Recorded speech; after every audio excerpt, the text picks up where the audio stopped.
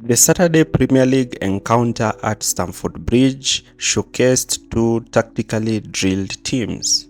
In our game of focus today and our tactical analysis of focus today is the game between Chelsea and Arsenal. This game happened at the Stamford Bridge. The game ended in a 2-2 draw, and we are going to do an in-depth analysis of how this game went. And we are going to also look at how both managers, Mauricio Pochettino and Mikel Arteta, set their team out to cancel each other, and how Pochettino pulled up a surprise against Mikel. So in that game ended 2-2 draw with Palmer and Mudryk for scoring for Chelsea, while Declan Rice initiated the comeback from Arsenal. This game was quite entertaining for neutrals, and it was quite stressful for the players and the supporters of both teams. So Arsenal, we saw Saka, Odegaard and Martinelli, who were nullified by Chelsea, and we're also going to understand how Sanchez and Malo Gusto contributed to Chelsea losing their 2-0 lead in the 75th minute. Also stick around towards the final part as we talk on the talking points in this game. But before we start our analysis, please do not forget to like, share and subscribe to our channel. So our first team that we're going to look at is Arsenal. And we are going to look at Arsenal because Arsenal had majority of possession. Arsenal averaged 57% of the possession, and we are going to look at how Arsenal did this.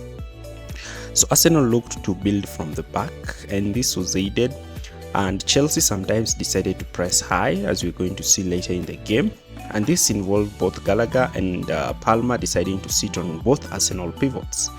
And this is how you can see how Chelsea were in their 4-2-4 kind of system where they were trying to press Arsenal. So this in initial phases, Raya will be the one who will be stepping out with the centre back splitting wide. The Chelsea wingers will be starting quite narrow so that they will cover central progression, while Enzo Fernandez and Moises Caicedo will be picking up Odegaard and Declan Rice, who will be operating in the half spaces. So in this instance, you will see sometimes Gallagher stepping on to Raya to force him down the wide area, and Chelsea wanted to force Arsenal to play towards the touchline where they would effectively employ a touchline press.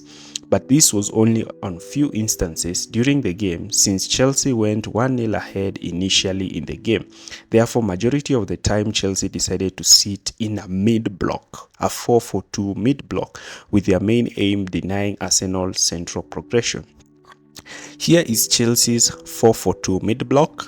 The lines are quite compact, as Chelsea are trying to deny Arsenal any chance to move in midfield. The position of Sterling and Mudryk was also quite crucial because they were the ones to initiate counter-attacks, and therefore they will play slightly behind both Conor Gallagher and Cole Palmer. Sterling and Mudryk were quite effective in helping their team have numerical advantages in the wide areas by preventing Arsenal's fullbacks from advancing high up the pitch. This would enable now Arsenal wingers to be 1v1 against Chelsea fullbacks, with Chelsea midfielders tracking runners in the half spaces.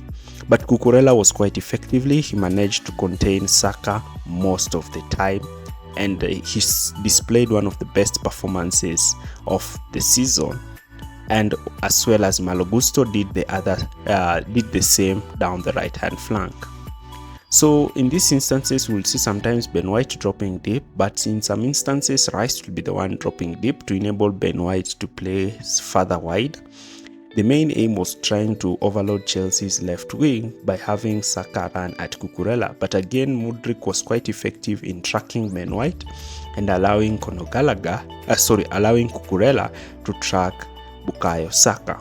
So this nullified Arsenal's threat down the wide areas because Chelsea were quite disciplined in tracking Arsenal.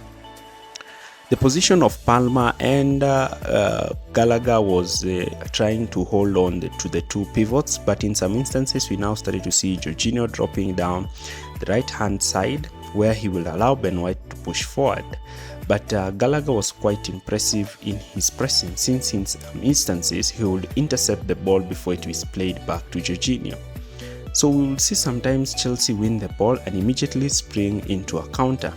And this was aided with the likes of Raheem Sterling constantly trying to make counter-attacks because he was able to beat Alexander Zinchenko in 1v1 situations. And Zinchenko struggled a lot against Sterling, and that is what prompted Mikel Arteta to drop him. So let's look at what Chelsea did in possession. Chelsea had 43% of the possession. They needed not to be on the ball because they already led, but failed to secure their win courtesy of mistakes. So this is how it happens. So Chelsea did not start with a recognized number 9. They started with Cole Palmer playing as the false 9. So rather than having a number 9, Chelsea had 2 twin 10s, something that Pep has done effectively in 2021-2022 season, where he deployed De Bruyne and Foden. I've done an analysis on that game. So in these instances, the wingers were actually playing further forward compared to Gallagher and Raheem Sterling, but in the initial phases, Arsenal were quite aggressive in their press, and Colwill was not quite comfortable, and the majority of the time Colwill was going long. But after Chelsea scored the first goal, Chelsea settled in the game, and we started to see Palmer dropping so deep alongside Caicedo and Enzo to receive the ball. And this would enable Gallagher to also play staggerly, and we saw Chelsea creating threats for Arsenal, since now they were 4v4 against Arsenal fullbacks, and most instances they tried to isolate Raheem Sterling with Zinchenko, and Sterling was quite effective in dealing with Zinchenko, and that's why Chelsea had the most touches in Arsenal's box and the most shots on target, indicating how Mauricio Pochettino was effective. Also in possession, Chelsea shifted into a back 3 with Gusto playing slightly behind and Cucurella playing highly advanced. The main aim was trying to outnumber Arsenal's front 2, and the position of Palmer was quite crucial, since he was the one who would drop deep and initiate attacks for Chelsea.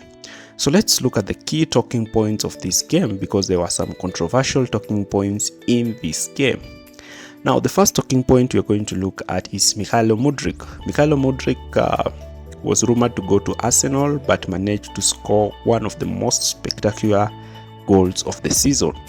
And a lot of people are asking whether he meant it or not, but looking at the clear footage of the game, Mykhailo Mudryk actually meant to score that goal. You can see here how Gallagher plays a simple ball to him. He can see that Raya is way off his line and decides to go for goal. An outstanding goal, and in front of Arsenal fans. Also, another talking point is the role of Cucurella and Malo Gusto. Cucurella was quite effective. Gusto was quite effective throughout the 80 minutes until the last minute, where he failed to track the runs of Trossard. Another astounding performance from Caicedo and Enzo Fernandez, who were quite brilliant in the game. Both of them marshaled the midfield quite well and denied the likes of Odegaard any chance in the game. And also we see also at a time during the game where Palmer won the ball here in this position, but failed to act quite quick enough to score the goal, and this would have seen Chelsea go 3-0 up. Also going to look at Declan Rice. He was quite effective for Arsenal during the second half, since he was able to pounce on the mistake from Robert Sanchez. And now I want to look at this Sanchez mistake. Sanchez would have just played a simple ball to Enzo Fernandez, but he decided to play a Hollywood ball to Conor Gallagher. And this is what brought Arsenal back into the game, and it was quite devastating to see it. So the game was quite interesting for the neutral fans, and we are going to look at the managerial score lines. In my opinion, Pochettino came quite prepared and surprised Mikel, and therefore earns a 7, while Mikel Arteta earns a 6 because he came up with I cannot say that he did anything to come back to the game, but he did come back to the game, and he was quite impressive in the second half, but this was only aided because Sanchez made the mistake. That is the end of our analysis. If you've enjoyed this analysis, do not forget to like, share, and subscribe. And if you stay till the end of the video, thanks for watching, and also sit back and watch our other videos.